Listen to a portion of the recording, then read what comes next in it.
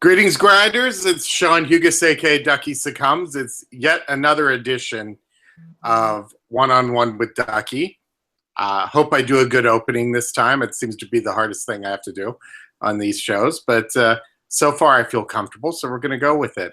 For this very special edition, I decided to bring my favorite neuroscientist in the world onto the show. She's also a fantasy author. She has a book, Cognitive Bias in Fantasy Sports. Almost got that right. She's on ESPN. She's on Roto World. She's on Fantasy Insider. She's on everywhere there's fantasy sports. Welcome to the show, Renee Miller.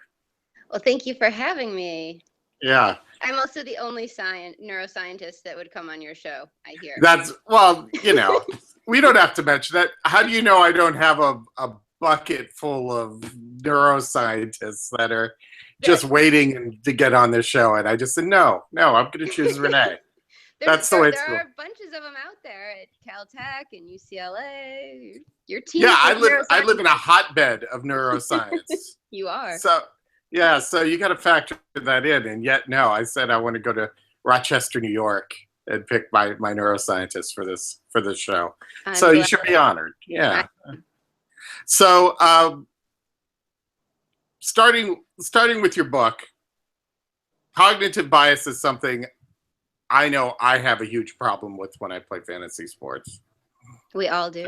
Yeah, I mean, I'm just painfully guilty. Even the times I've won, there's been some kind of bias in it. Well, just for the people, just to plug your book a little bit, why don't you give a brief description of what it is to the people? So a cognitive bias it basically refers to the idea or the tendency people have to make decisions based on factors other than sound logic or reasoning. And often we think that we're being logical and rational when we make these decisions, and they come from a place that couldn't be further from the truth. So our brains like to take shortcuts. Our brains really like to take the easy way out. And often in evolutionary history, that has served us well. You've seen or heard about first impressions being so accurate and gut instincts. These are all kind of related ideas. So the fact that you win when you use cognitive bias sometimes, or win despite your cognitive bias, as you might say, isn't necessarily a bad thing. A lot of cognitive biases are not negative. And I cover that in my book, and I spend some time in the beginning going over these ideas about why cognitive biases exist. If they weren't good for us, they wouldn't, right? Things that don't serve us well tend to get lost in evolution. So in a lot of arenas, cognitive bias is a very good thing. When you're talking about, picking stocks or buying a car or picking a mate or playing fantasy sports, they can lead you to make some less than optimal decisions, I guess. And so for my book, I kind of researched 8 or 9 specific cognitive biases that have names, things like pseudo-certainty effect and the endowment effect, and ones most people know about, primacy bias, recency bias, and talked about how those come into play when you're playing fantasy sports. And it's geared a little bit more toward season-long fantasy leagues. So Sure. Situations where you're talking about who to start, who to sit, who to drop, who to pick up on waivers, those kind of things can all be influenced by our cognitive biases. Well, there you go. Wow. I tend to have that problem with poker. It's pretty entertaining. It might be more entertaining than I just made it sound. People No, you did great. No, you did great. And I recommend everybody should rush out and get the book. It's on Amazon. So jump right in and go grab it. It's cheap. Factor that in too. So I tend to have the problem with poker too. My cognitive bias is this person sitting across from me is stupid, so I should win here. Would that be considered a cognitive bias in a way, or is that something different? No, that could be considered a cognitive bias. Yeah. I don't know. It's cost me a lot of money in my life. Where this person's stupid and they shouldn't win this hand, and therefore I won't go into that.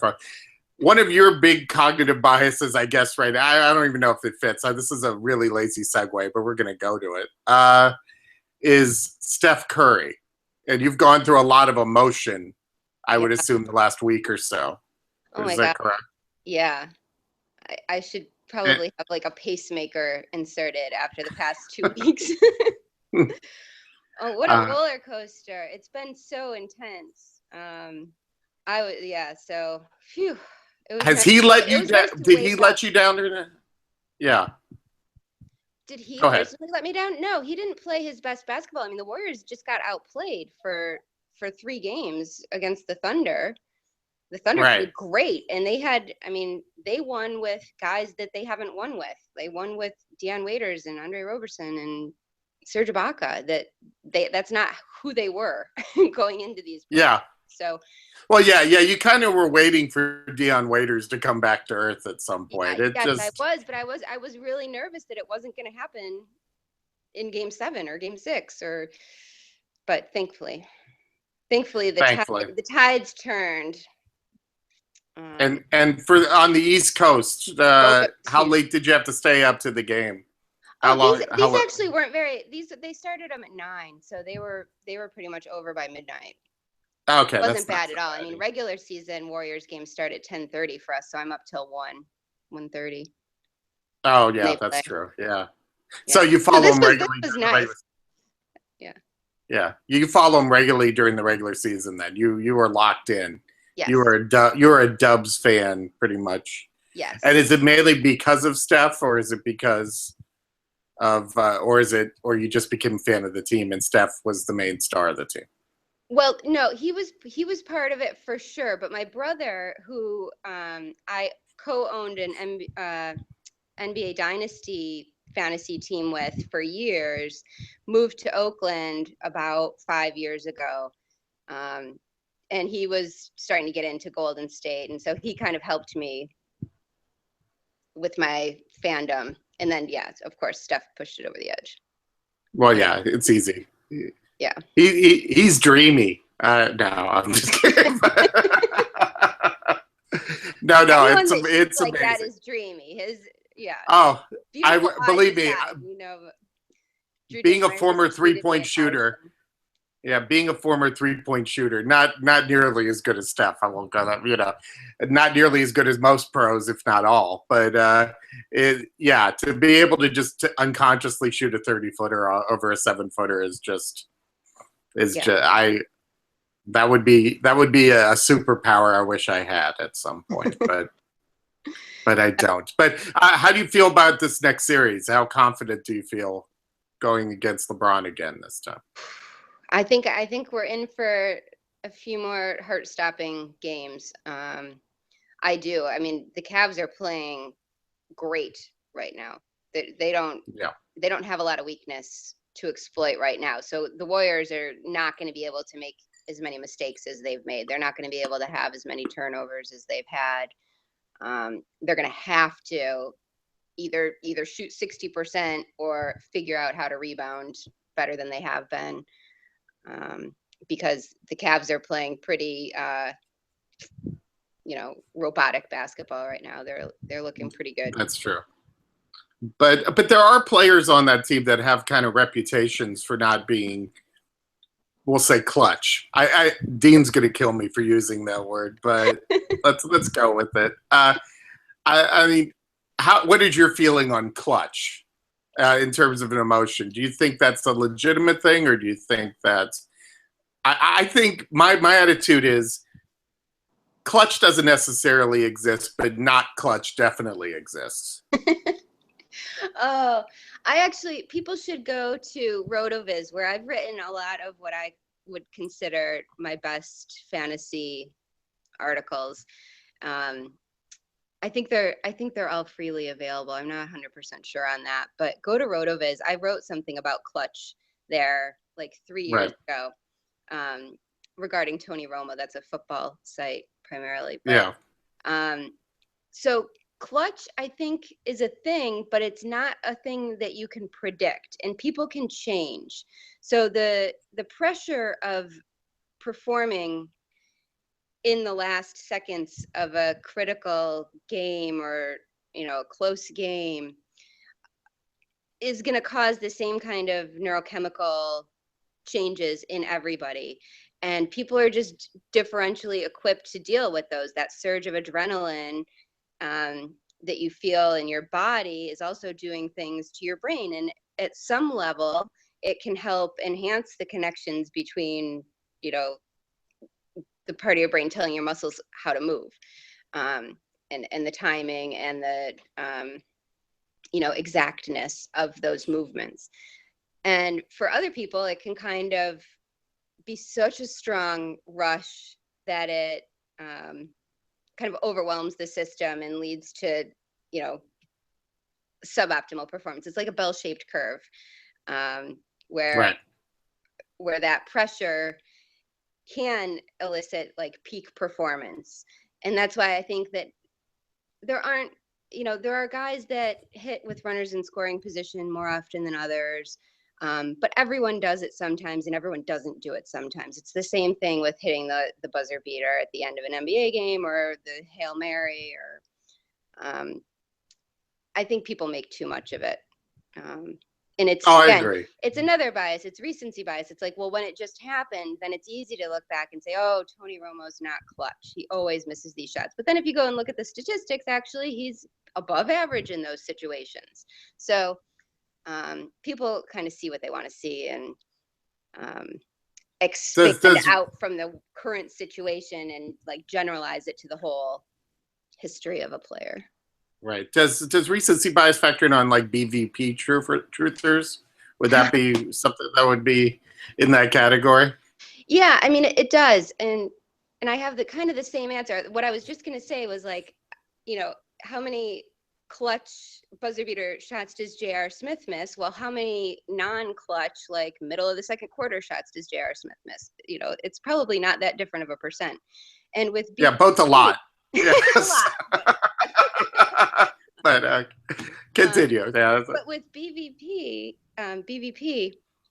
what I always miss, and I'm not, an anti BVP person. What I miss in the argument is the context. So if you're talking about a batter facing a certain pitcher, a right-handed batter facing a left-handed pitcher, a good batter facing a bad pitcher, and attribute that batter's success to BVP, I want to know, what type of WOBA does that pitcher give up to other top-tier right-handed batters? What does that batter hit against other bottom-tier left-handed pitchers? And are those numbers significantly different? Is this a man-to-man thing, or is this a really good hitter with a platoon advantage against a really bad pitcher?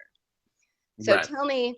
Tell me his BVP, but then tell me, wow, he hits, 500 against Verlander, but he only hits, 280 against other pitchers in Verlander's tier. Right. So, a lot of people hit soft tossing lefties, for example, right-handers. Exactly. Right. So if it's that kind of thing. No one ever provides any context with it. It's not that I wouldn't believe in it. It's just hard to believe in it in the absence of that context. Fair enough. No, that makes sense. Perfect sense. You're a lecturer right now at University of Rochester, right? That's true. It's like the Yellow Jackets. See, I did some homework. See, look at that. Yeah. I don't. Yeah. See our little stinging bee mascot. I did see it briefly. Yeah, Rocky the Yellow Jacket. Yeah, I did see that. Yeah, very exciting mascot. Yeah, to say the least. Do a lot of your students know that you're interested in fantasy sports, and do a lot of the students come up to you and ask you questions about that stuff? The answer is no. Well, a lot of them know because I tell most of them, but just in the context of let's get to know each other, so we can have a good student-professor relationship. So some of them will then come up, but the percentage of my students that play fantasy sports is really small, and the percentage that play daily is like maybe I've had one student. So you're saying that neuroscience the neuroscience DFS community isn't necessarily a concentric circle, is what you're Yeah, saying. Yeah. a Venn diagram with me and me. Yeah. No, I've maybe had one student that played daily. Oh. But I run a season-long fantasy football league called the Brain Lovers League for my students and I. We've done Okay. it for 3 years now, and that's a 16-team league. So out of, I don't know, we graduate about 60 neuroscience majors a year. So about, I don't know, 180 neuroscience majors, 16 of them will play fantasy football with me. And how do you think they do? Do they fall into a lot of the same mistakes regular fantasy players do, or do you think that is it one of those situations where it just becomes oh yeah, totally. They draft guys from their favorite team. That's a popular bias. People like to do that so that they can root twice for the same guy. Like, well, I'm going to be rooting for the Packers anyway, so I might as well have Randall Cobb on my fantasy team. Sure. And people do that with between daily and season long too. Like, oh, I have him on my season long team. I'll use him in daily this week. And then, if he does well, I'll win everything. Right. Which isn't a great reason to use a guy just because he's on your season long team. I tend to go the opposite, actually. I tend to go, I'm a Seahawks fan, and I don't remember the last time I had a major Seahawk player on my team. Oh, you had to go the last 5 weeks last year, huh? Yeah. Yeah. Well. Yeah, I've had. I mean, it seems like I just never get them. That's like I enjoyed the ride during that time for my team, but fantasy wise, it was not profitable, at least in the season league. So, so for your fantasy league with the neuroscientists, are they going heavy on wide receivers now too? Is that a common thing, or are we still going through that phase of? I saw a couple of the expert drafts, and they're going crazy on wide receivers now. It's become primarily. Is that still the trick? At the ranking summit at ESPN, and they did a mock draft there, and I think something like 7 of the first 10 picks were wide receivers. It was really high. Maybe 6 wide receivers and Gronkowski. So it's shifting. Yeah, I would say last year my neuroscientists were more receiver heavy. The first 2 years, though, no, they were definitely kind of traditional running backs. You see a lot of quarterbacks taken early in a big league like that. I think last year I took Rodgers in the 2nd round. I think I played in one of the expert leagues. It didn't work, but oh well. No, I know. It was one of those. How's Aaron Rodgers sitting here at 26th pick? You just sit there in your head. You just go, doesn't make sense. And then, but that's from playing in leagues since the late 80s. I think that probably is where the bias comes from. So, but to say the least, you're going to be going on a baseball trip. I am. So, what stadiums are you going to be hitting? And all 5 in California. Yeah, I don't know about all 5 in California. I decided watching live baseball is my absolute favorite sport to watch live. Right. Like I'll see a basketball game or 2 every year. I never watch football. I never go to a football game live, but I'll go to anywhere to see baseball. We have a AAA team that I watch a lot. My son thankfully plays on 100 baseball teams, so I watch him play all the time. So yeah, this time, I've covered the Northeast pretty well. Just got to PNC a couple weeks ago. Finally. Isn't it great? Yeah, so great. I'm from Pittsburgh, so I'm biased on that one. Oh no, you're not. It's great. Yeah, really nice. I mean, it's the first stadium I've seen that really worked the whole city into its plan. Yes. When the other stadiums are great, but they could be put anywhere. I know San Diego has the warehouse and things like that, but Pittsburgh is just so organic. Built into a warehouse. They have something. But this is organic to the whole city. Yes. You get the cityscape and everything like that. Yeah. It's awesome. Walk across the to get there. Did you go to Permane Brothers or did you? Of course. Yes. Okay, good. I just want to be sure. It's Yep. like priorities. Oh man, Okay, it's fun to kielbasa, do. or did you go? Or Hmm? did you go? Did you go with kielbasa, or did you go with something else? What did I get? I got I think I got hot ham with all No, the, that's fine. yeah, kept cool. Yeah, it's all good eating there. Yeah. Pittsburgh's is an underrated food town. Actually, it's like because you have a lot of Italian and Eastern European and a lot of diversity there in the food. Okay, wait. So you're going to all five Okay, California? all five in That's California. segue. Yes, I've been to California a bunch. I have a sister in LA, and my brother just moved to Oakland. Well, not just now, 5 years ago. Um, so I've been out there. I've gone for scientific conferences and fun and all kinds of stuff. Never seen a baseball game out there. So I figured out how to see all five teams play at home in their stadiums in less than 3 weeks. Oh wow! Yeah. I've been to four. I've not been to Oakland yet, and I Yeah. don't feel like I'm missing on Oakland. But No, I don't think you are either. Not in terms of like seeing a great stadium, but because yeah, but I've been to Oracle and the A's play right next door. It doesn't look like anything special. it's a football. It's a throwback to the '70s stadiums, the cookie cutters. But I'm gonna give you a little bit of advice here. I've been to several Dodger games, obviously, because I live out here. The fans are not like any other fans. They're more there for the experience than the game. Number Oh, one, okay. they tend. I honestly wanted to make a video for them to explain how fans should be, and I haven't done it, but yeah, because like for example, they still do the wave, Oh which wow. nobody does, but they always do it at the wrong time. They always do it when their team's up at the plate with two men on base. Uh, I don't. it's When is the yeah. right time to do the wave at a baseball game? Well, I'll just say this: it's like there's no right time to do the wave. Number one, but the thing is, if you're standing at home plate, you don't want to see hands rising up in the air and motion and everything like that. It is a bit of a distraction. I'm sure it's not major, but even if it's that 1% distraction, it's Yeah, probably a problem. you'd rather do it to the other If team. you are adding to it, yeah, if you're adding to the 1% distraction, don't do it to your own team. For Yeah. example, do Right. it to the other team. Right. Wait till it's over. But no, the wave it's horrid. And if there's a beach ball hit in the game, it could be bottom of the ninth, 2 out, bases loaded, and everybody's going to start staring at the beam around the stadium. It's going to surprise you. There are loyal fans. It's a beautiful stadium, but it's kind Where of do you amazing. like to sit? Generally, if I can, I'd like to sit down in the loge section, which is the orange section, second section, around the first base line. Mm-hmm.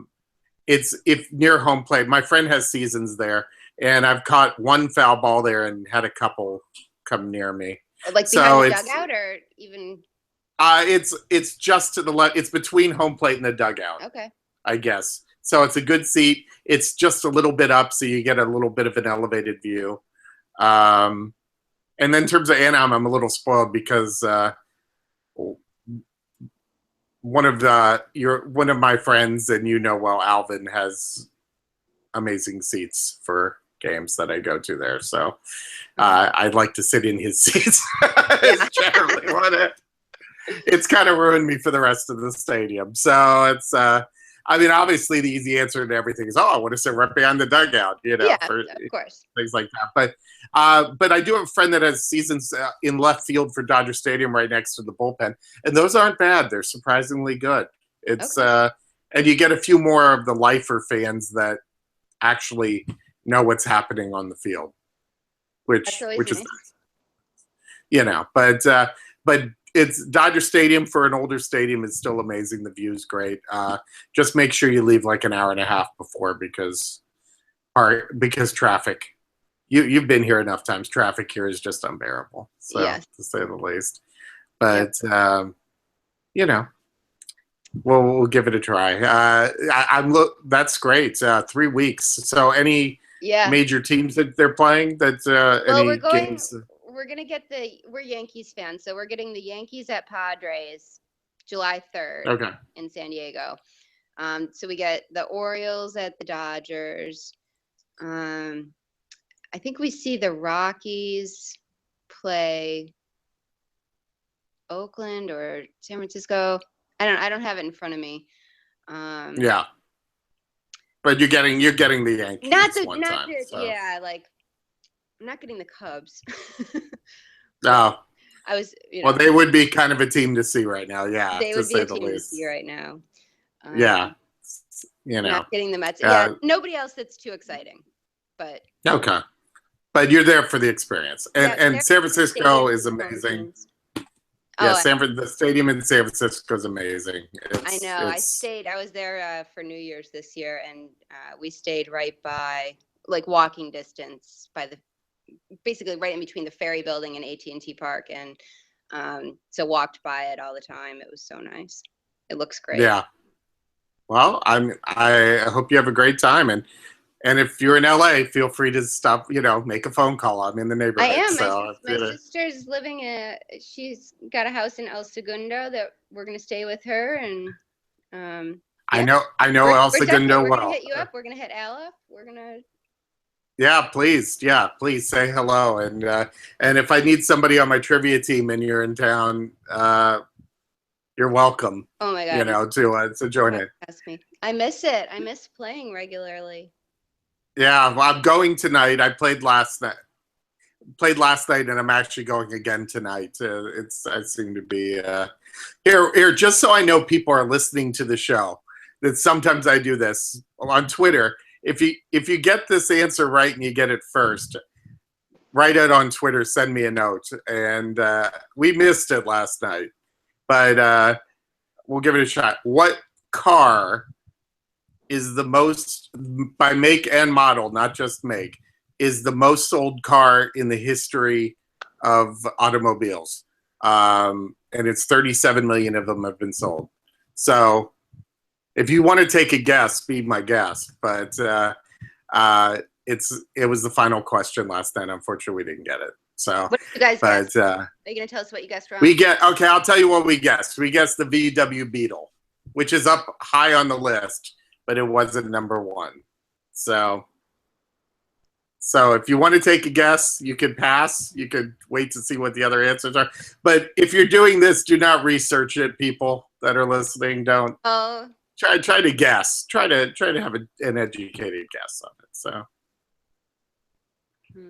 I'll let Renee take one shot at it, and if she gets it right and ruins it for all you, too bad. But I mean, I would guess Toyota Camry. Okay, that is not correct. It's on the list though, but I'll tell you after the show. Okay. I'll let the rest of the people. Are we done? I want to know. I'm like the least patient person alive. Like, now yes. I have to know this. Yeah. We are finishing up here. This is the end. No, you did great though. You did great. You were worried about this stuff. This is the funny thing. All the DFS people are always worried about this interview. And then they realize it's just talking for 30 minutes. And then they go, oh, yeah, that was easy. Oh, that's what this is. So. It's been 30 minutes? Yeah, that flew by. Roughly, I would assume. I never keep time on it. So it's like I always find out the end. I go, oh, that went 38 minutes. Okay. And it seems to always end right around the time I need it to. So, or unless it's like me and Dean, and then we end up talking for an hour and 20 minutes about Adam Sandler movies and how bad they are or whatever. Yeah, and then it's just whatever. But this one I think is going to fit just perfectly into the equation. So I thank you for coming onto the show. It's been a pleasure. Thank you for having me. Yeah, I look forward to seeing you when you're in town. And Grinders next week. I think I've got an interview lined up. I'll let you know in a couple days what that is. And everybody have a great week. Talk to you soon. Take care.